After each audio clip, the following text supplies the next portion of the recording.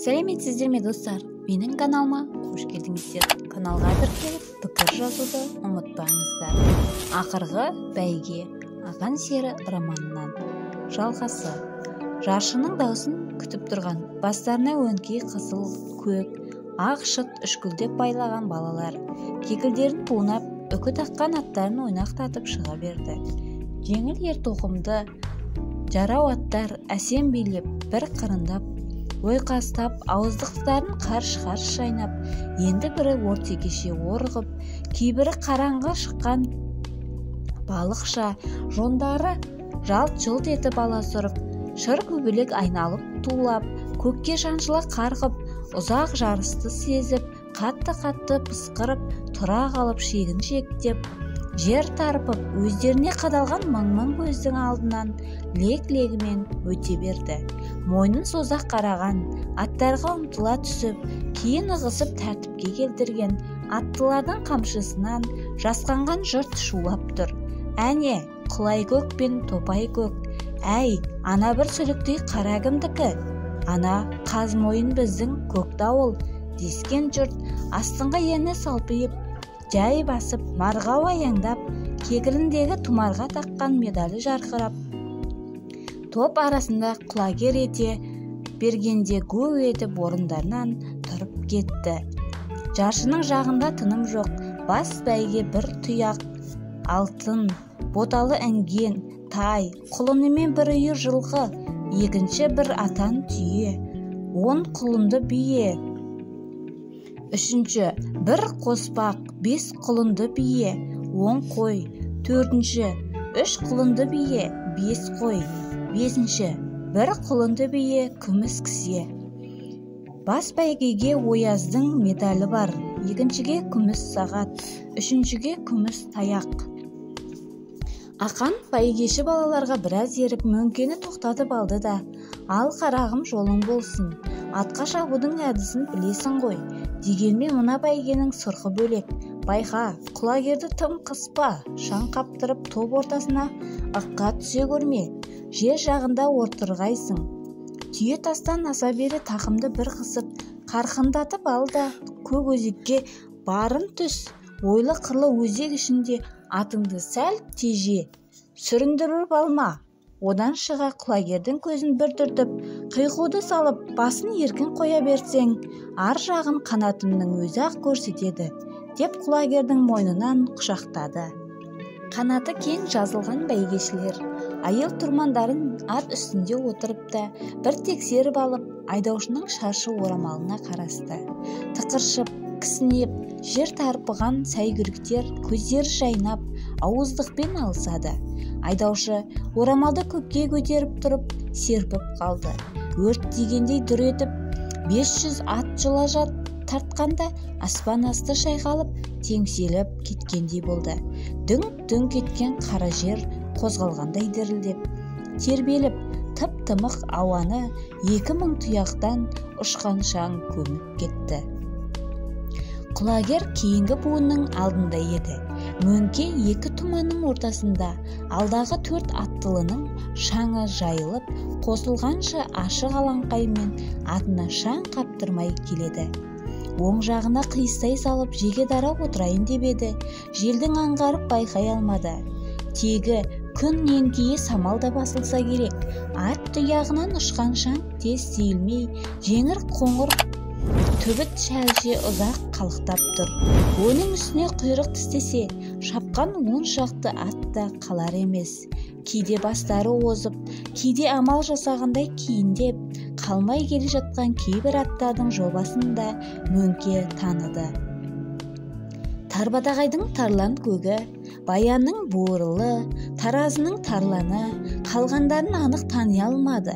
Бұл уақытта арқалары жіпсіп, терлей бастаған аттарға шаң қонып, қайсының қылаң, қайсының баран екенін айыру қиын еді. Мөңке біраз жерге дейін атына риза болмай, көңіліне күдік орала берді. Құлагер қайта-қайта пысқырып, өз-өзінен тосаңсып, адымы ашылмай қойды. Алдыңғы лекте отырғысы келіп, тақымын сәл қыса түсіп еді. Құлагер шабысына шабыс қоспады. Қол қамшысын жайқап, сауырына тигізгісі келген.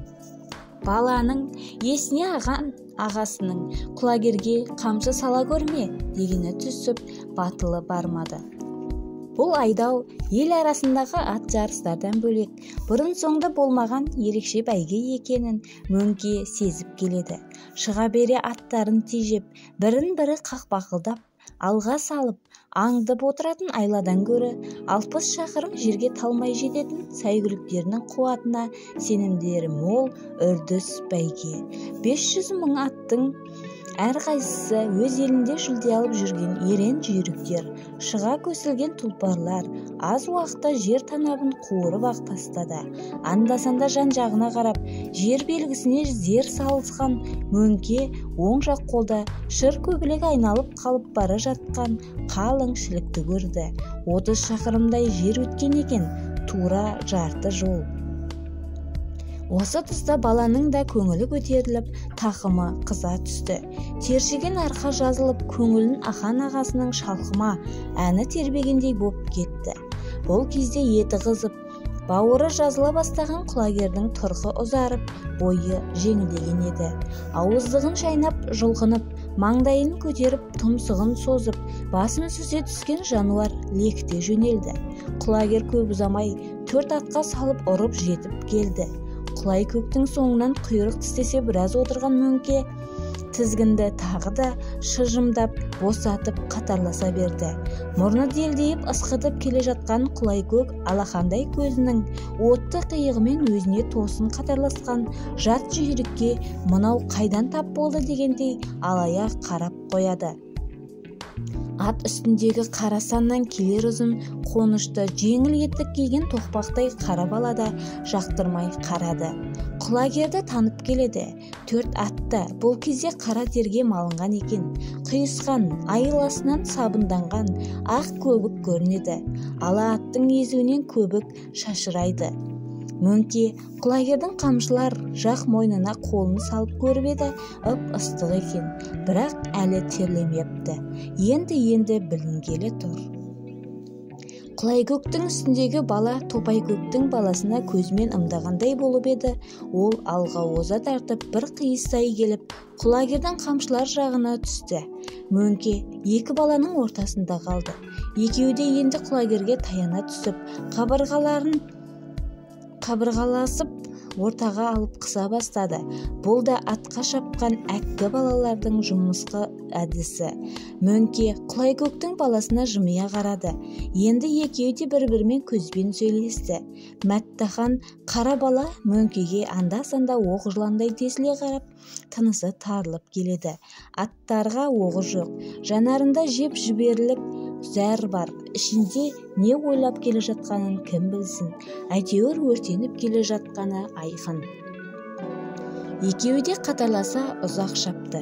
Екеуі де көзбен аңдысып, бір-біріне атылардай тесіліп, ұзақ үнсіз жауықты. Қара баланың жер бетіндегі қазіргі жауы мөңке. Дұшпан көз ішіп жеп барады. Бала жанарында сәбилік нұрдан түк қалмаған. Делдие түскен танауында шіркін-ай, Құдай тағаланың кәрімен атың сүрінсе допша домалап, ат үстінен құласаң деген қара пейіл жаман ойдың нышаны бар. Құлагердің жаңа ғана пысып, мыналардан озатына кәміл сенген мөңке оны сезіп келеді. Озық адам сыпайы. Мөңкенің көзінде кекесін, саған жамандық тілеп қайтем, сен қаласың, мен озамын. Жарылып кетсең де айтар осы. Қазір сонау бір кезеңде шаңымды да көрмей қаласың деп келеді. Балада болса бұлар жарысқа түскен бәсекелес жандар. Бұлардың арасындағы өштік, күншілдік, озғанның мұхатуы, жарыс табиғаты, жарыс заңы. 5 ат әлі жұбын жазбай қатар сілтеп келеді.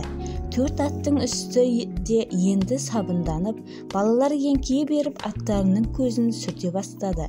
Мөңке де құлагердің мойнына қолын салып еді, тер аққан екен.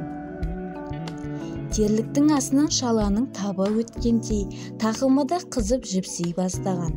Аналардың атынан енді ақ көбік шашырап, екпіндеген аттың желімен ұшып келеді. жас шамасы өздерінен үлкен егделеу мөңкеге аса бата алмай келе жатқан екі бала енді үзеңгі қағыстыра екі жағынан кеп қысты. Топайкөктің бос үзеңгісі сыңғыр етіп құлагердің үзеңгісіне тиді. 10-11 шамасындағы бала аяғын таралғыға өткізіп алыпты. Мөңке байқамаған болды. Бұл өнерді бастап келе жатқан Құлайкөктің басындағы бала жез сапты қол қамшымен бекем қысып жауға түскен. Мөңкенің онында өзі шамалас бала болса, ортаға қысып құлагердің қамшысының астына алар еді. Ондай дөрекі қиянатты да әкесі Батыраш ескерген. Арасы 10 қадамдай жерге ағындаған алы аттың басында шапқан қағілез момақан баланың мына аңдысқан балаларда шаруасы жоқ. Өзімен өзі болып қабағын шытынып, ердің қасынан ұстап алдан көзін алмайды. Ол ер балаларша киінген еркек шора қыз еді.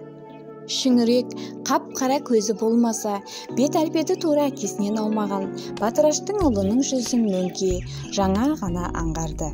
Батырашта кеткен кегін алмақшы боп, тістене түскен балаға айғай салды.